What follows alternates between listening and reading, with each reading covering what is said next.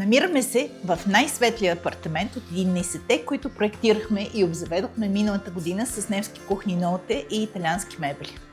Едната страна на студиото е изцяло остъклена и това вкарва много светлина. Тук кухнята е в ниша и е частично скрита от дневната част. В единия край имаме стена от колони, в които е вграден хладилник и много място за съхранение.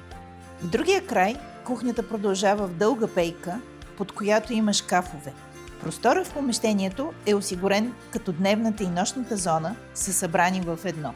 Удобният диван с една ръка се превръща в легло с латексов матрак, осигуряващ пълноценен сън през нощта. Също така, не се чудите къде да сложите възглавниците. Те остават под леглото. Осветлението е удобно разположено от двете страни на дивана и нощем служи за четене в леглото. При нужда масата се повдига и може да се превърне в удобно място за работа.